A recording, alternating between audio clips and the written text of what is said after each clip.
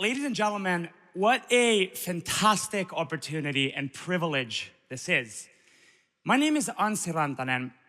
I'm the Finland CEO of a Dutch education company called Growth Tribe Academy.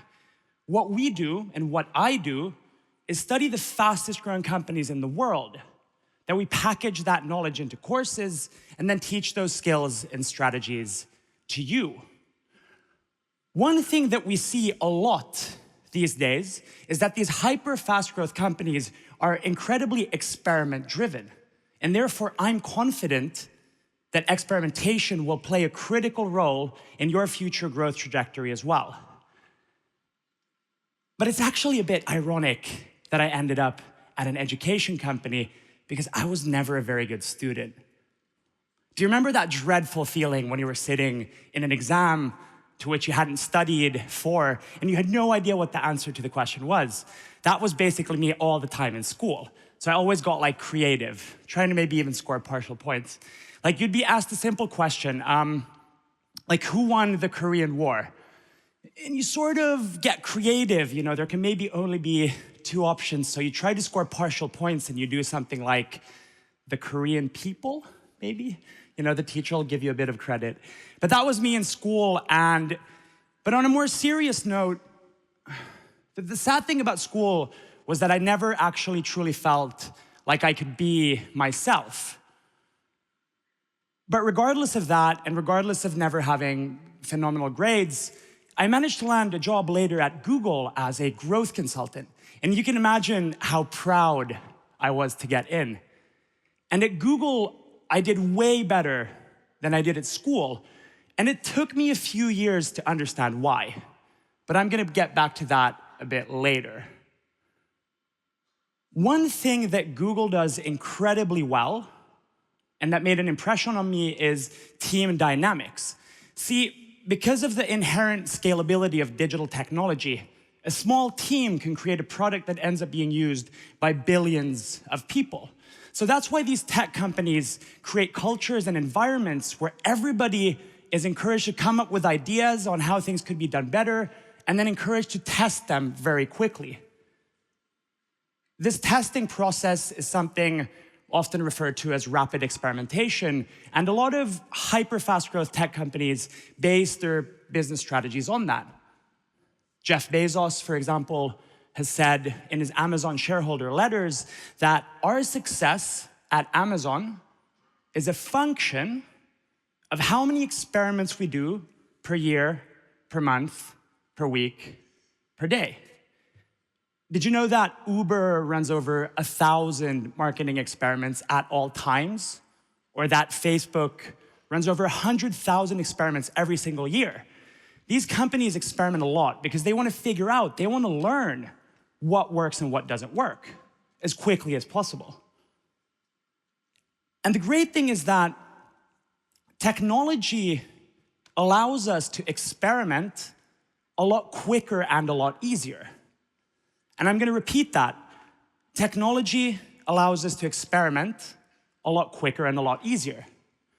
But I'm not just going to be a charlatan up here and stand and tell you, that that's the case. I actually want to show you hands-on how easy rapid experimentation can be. But for that, I need everybody in this room to play along for a moment. So let's say that we in this room, we are the innovation department of a toothpaste company. I know we're a pretty big team. Maybe that's why we never get anything done, but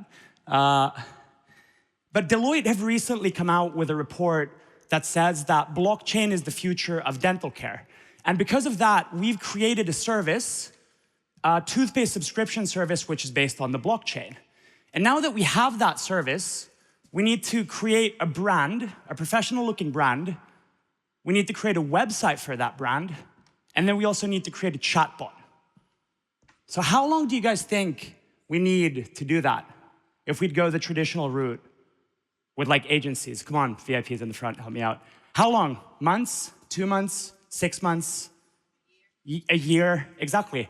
And even then, we wouldn't know if it's any good. So what we're gonna do today, or what we're gonna try to do today, is something a bit different. We're gonna create these three things that I just mentioned in 5 minutes here on stage. So can we just switch over to my computer, please, so that everybody can see my screen, and start the 5-minute timer whenever, we're ready to go. There we are. Perfect. So the first thing that we need is a brand, and for that we're going to be using something called Looka. I'm just going to go ahead and create an account to begin with. And now, what type of business are we starting? We're starting something in the dental industry. So now we need to pick 5 logos that we like, because this is actually a machine learning powered logo generation tool, so we're giving it some inputs. We want to go with maybe a sort of black and white grayscale palette, and I usually like sort of simple minimalistic logos, so we're going to go with grayscale. Now we need a brand name, and we're in the dental industry, and it's also based on the blockchain, so maybe we could go with like T-Ethereum. Does that sound good? Ooh. T-Ethereum, great, just pick that. Now we're going to pick a few symbols for this AI generation tool to work its magic, and once those are there, it's creating some designs for us. So this took us approximately a minute. I am by no means a graphic designer, and yet here we have this brilliant logo that we're just going to work with. I'm just going to cheat a bit, because I don't have a company credit card. So I'm just going to screenshot these so that we can work a bit faster. And, okay, maybe this isn't stressful enough, so we're just going to go ahead and maybe add some background music. I think Mission Impossible theme song would be pretty good, so we're just going to go ahead and choose that. Great. Once that's running, we're going to go and build our website. For that, we're going to be using something called Launchico. So what's your startup's name? It's T-Ethereum. We're going to be building a web app. And let's go with the color blue as a palette so that it's like trustworthy. And as for the typography, we definitely want some modern typography because, this is a very futuristic service. Now we need to add a background image. Just going to get that a bit lower. Now we need a background image for the website, and I was thinking that we go with like this space picture to make it look really nice and modern. So what could be our heading? Join the future of dental care today. Great, I'm just gonna quickly upload that image that we just created. By the way, guys, if you could hop off the Wi-Fi, that would make this a lot quicker. So, thanks. And I did cheat a bit. I did create a short link to where we can direct people. But great, so now we need a few things. We need some features. So let's say that T-Ethereum is easy to use. T-Ethereum is super user-friendly. I'm just making these up as we go. Now maybe something about the blockchain. What can we say about the blockchain? It's decentralized, right? So let's just say that. I have no idea what that means, by the way, but let's just go with it. T-Ethereum is 110% maybe decentralized. Great, add another feature, high quality. T-Ethereum is super high quality. Great, now we're just gonna go ahead and add that other visual that we created, to make it look like we actually have an official brand. There we go. Once that's in there, we can go forwards. Now, every single self-respecting startup, of course, has a testimonial. So that's what we're gonna have next. T-Ethereum changed my life. Who said that? I mean, we all know that startup testimonials are fake. So how about we go with George Clooney? Maybe we'll actually just add a picture of him as well, preferably with a nice smile so that we can get that looking really professional. Ooh, we have a minute left. T-Ethereum changed my life, great. One more thing that we need is a pricing box. Simple pricing. The tier name is unlimited, yearly, $49.99. Easy to use, high quality, decentralized. Great. Now that those things are there, we have 45 minutes left. We still need to install the chatbot. And for that, we're going to be using something called Collect Chat, because Collect Chat have these ready-made templates that we could use really easily. So I'm just going to go ahead and sign in. And they have this private beta template, which they've sort of made for startups that's really easy to just sort of plug and play. So now that we look at the script here, it's great. I need to go in here and grab this snippet of code, go into the website settings, plug that in there, 15 seconds left. publish, change the URL to join to Ethereum, subdomain available, publish that site, and ladies and gentlemen, we have a brand and we have a website which is live, and hopefully we have a chatbot that works. Hello? Would you be interested in signing up for a private beta? Yes?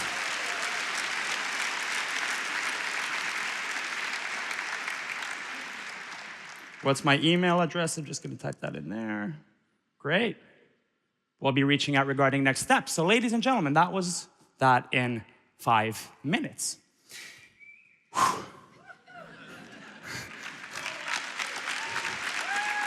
That was pretty stressful. That was pretty stressful. But the reason I wanted to show you this live demo is because I actually wanted to show you hands-on how easy rapid experimentation can be. I mean, we created a brand, a website, and a chatbot in less than 5 minutes. And this way we can start gathering some valuable user feedback already today, instead of in 6 months, if we'd go down the traditional route. Anybody in this room, even my dad, who's terrible with computers, anybody in this room could have done what I just did. But the unfortunate reality is that for most of you, my live demo will not have any impact at all. I don't want to be too much of a pessimist, but most of us will go back to our teams on Friday. We'll remember the live demo and the cool trick that I did, but we'll go back to the normal way of working that we've always done.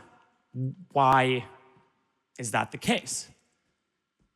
A few years ago, Google did some research and they wanted to understand what makes their most successful teams so successful. And they started by looking at the obvious thing, which is the composition of the team. And they looked at the ratio of extroverts to introverts, what kind of universities these people went to, but they couldn't find anything in the data. It wasn't until they started looking at how these teams work together when they found something interesting.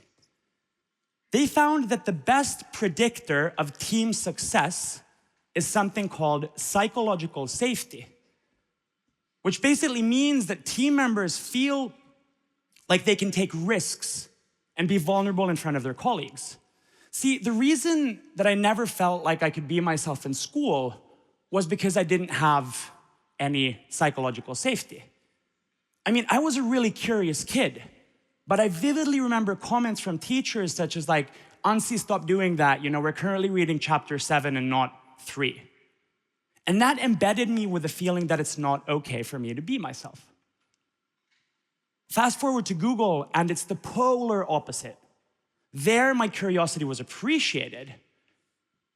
And for the first time, I truly felt like I could be my honest self in every single team meeting. That's the difference in psychological safety. So yes, I'm sure a lot of us know that experimentation is the future of growth. And I'm sure a lot of you in this room are already making some kind of a transformation in order to be more agile or more experiment-driven. But that's not possible without psychological safety. Because when you start experimenting, the majority of your experiments fail. I mean, some of us will go back to our teams on Friday and we'll be super excited. We'll be like, oh guys, I saw this amazing live demo. It was fantastic. We need to start experimenting. And then your colleagues will be all supportive. They'll be like, yes, yes, yes, let's do it. But for the majority of us, we'll go back to our teams on Friday with the same enthusiasm, to which our colleagues will respond by creating a 27-slide PowerPoint presentation outlining all of the reasons why this will never work in our company and why we're complete idiots for having thought so. Now the question is, which one are you and which one do you want to be, right? So research has shown that 50% of employees don't speak up when they have something to say. So psychological safety is incredibly important. How do we as business leaders go about creating psychological safety in the workplace? Harvard researcher Amy Edmondson has been looking at psychological safety for years, and I dug into her research and I found a few maxims that we can apply immediately to start driving this in our teams. The first is that we need to underscore the importance of getting everybody's ideas and contribution to our whole team and our company, right? So these days, we have no idea where the good ideas can come from. So every team member needs to know that their ideas are truly valued. And secondly, this is really straightforward, but we actually need to ask for honest feedback. We need to encourage people to speak up. And when they do, we need to thank them for it, right? We want to create a positive feedback loop. And finally, as leaders, we need to be honest about having failed ourselves. Because no one wants to speak up about a mistake that they made in a team if they think that everybody's perfect and has never messed up. So as leaders, we need to go first. We need to lead by example. Because after all, every single failure is just an opportunity to learn, right? So yes, experimentation is the future of growth, but that's not possible without psychological safety. And with these three maxims, we as business leaders can start creating psychological safety in our teams, which will in turn let us become more experiment-driven. You, ladies and gentlemen, us in this room, we have the phenomenal opportunity to drive that change in our companies.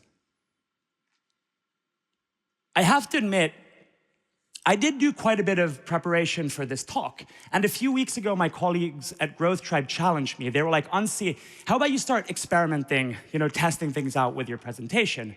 And that's exactly what I did. So I created a few different versions with slides, without slides, and I held dress rehearsals for my friends. And in my experimentation process, I learned that people actually prefer it if I leave out the slides in the beginning. But I'm still not 100% decided whether that's true or not. So I'm sort of still experimenting. And you guys are witnessing, my experimentation throughout this. Ladies and gentlemen, for the past 17 minutes, I've truly felt like I've been allowed to be myself. I've experimented, I did the live demo, I spoke honestly from my heart. And for that, ladies and gentlemen, for the psychological safety that we've created in this room today together, I truly thank you. Thanks.